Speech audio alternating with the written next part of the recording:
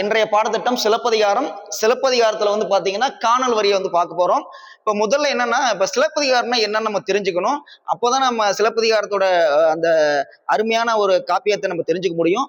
அந்த வகையில ஐம்பெருங்காப்பியங்கள் வந்து பாத்தீங்கன்னா சிலப்பதிகாரமும் மணிமேகலையும் இருக்காங்க. அது இரட்டை காப்பியம்னு சொல்லுவாங்க.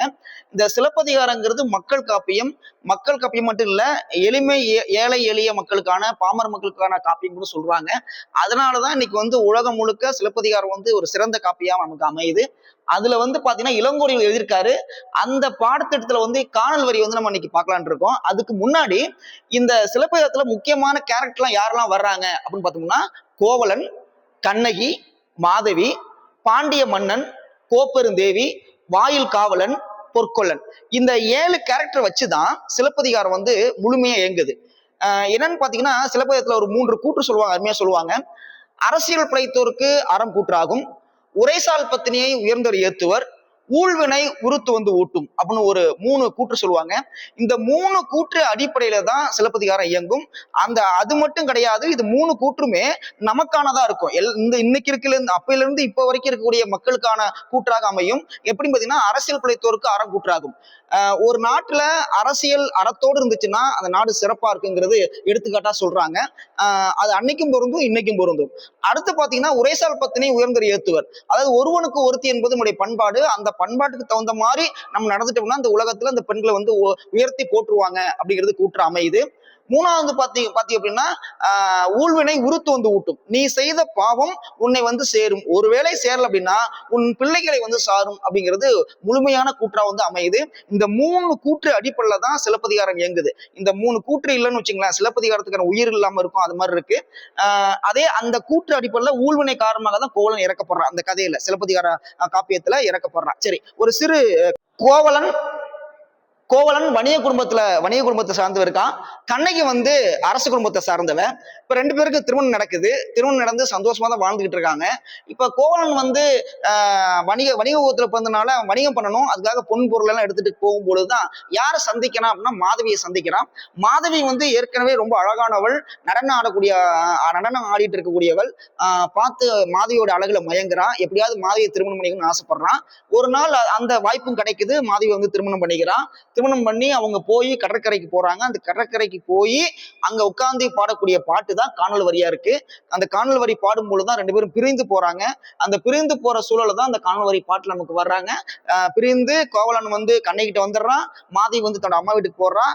இப்ப வந்து இந்த கதை வந்து உங்களுக்கு ரொம்ப சுருக்கி தான் சொல்றேன். என்னன்னு பாத்தீங்க அப்படின்னா, கண்ணகிட்ட கோவலன் வரும்பொழுது கண்ணகி கேட்டிருக்கணும், ஏப்பா விட்டுட்டு போன்னு கேட்டிருக்கணும், கேட்கல. அங்கேயே உங்களுக்கு தெரிஞ்சிருக்கணும், இங்க வந்து ஆணாதிக்க சமூகம் மேலோங்கி இருக்கு அப்படிங்கிற மாதிரி. அதாவது என்னன்னா, நம்மளுடைய சிலப்பதிகார கூற்றுனா ஒருவனுக்கு ஒருத்திங்கிற கூற்று தான். ஆனா பாத்தீங்கன்னா, ஆண் வந்து 2 திருமணம் பண்ணிக்கலாங்கிற கூற்றை இங்க அடிப்படையா மறைமுகம் வைக்கிறாங்க. பெண்ணானவள் ஆண் என்ன சொல்லணுமோ அதுதான் கேட்கணும் அப்படிங்கிற விதியும் மறைமுகமா திணிக்கப்படுது. இது ஒரு பக்கம் இருக்கு. சரின்னு கோவலன் கண்ணகி நோக்கி வந்துட்டான். கண்ணகி ஏத்துக்கிட்டான். சரி, மதுரை மாநகரை நோக்கி போகலாம் அப்படின்னு நினைக்கும் பொழுது அழகா இளங்கோடிகள் அங்க ஓமை சொல்வாருன்னா, எப்பா இங்க வராத, வந்தா இறந்து போயிருவ அப்படின்னு இந்த கொடிகள்லாம் அசைந்து சொல்ற மாதிரி அருமையா சொல்லியிருப்பார் இளங்கோடிகள். அதான் அவருடைய நயமா இருக்கு. அதையும் மீறி அவங்க மதுரை மாநகருக்கு வரும் பொழுது ஏற்கனவே நான் சொன்னேன் இல்லையா, ஊழ்வினை உருத்து வந்து ஊட்டுங்கிற மாதிரி ஊழ்வினை காரணமாக மதுரை மாநகருக்கு கோவலன் வரணுங்கிறது விதி. வர்றான், அங்க வந்து கோவலன் கொல்லப்படுறான். சரிங்களா? இந்த அடிப்படையில கண்ணகிக்கு அந்த செய்தி தெரிய வருது. தெரிய வரும் பொழுது என்ன நடக்குதுன்னு பாத்தீங்க அப்படின்னா, அவ வந்து நேர பாண்டிய அரசவைக்கு வர்றான். அரசவைக்கு வந்து வாதிட்டு தன் கணவன் குற்றமற்றவன்கிற விஷயத்தையும் சொல்லி அங்க இருந்து திரும்ப கோவலன்ட்ட வர்றான். வரும் பொழுது கோவலன் இறந்து கிடக்கிறான். இப்பதான் தன்னுடைய மனைவியா வந்து அங்க அழுகிறா, புலம்புறா. பொழுது திரும்ப அந்த கதை அப்படியே போயிட்டு இருக்கு. அந்த சிலப்பதிகார கதை போயிட்டு இருக்கு. சரி, இப்ப என்னன்னு பாத்தீங்க அப்படின்னா, இந்த காணல் வரிங்கிறது வந்து மாதவியை முழுக்க சொல்ற மாதிரி அமையுது. இந்த மாதவியை பத்தி பேசக்கூடியதுதான் காணல் வரி.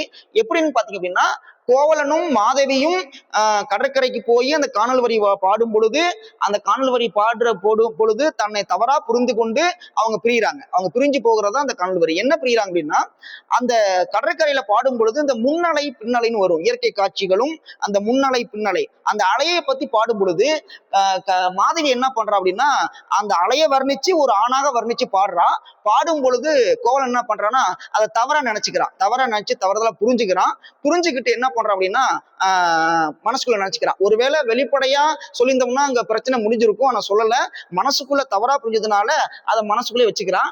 அதே மாதிரி கோவலனும் பாடுறான்.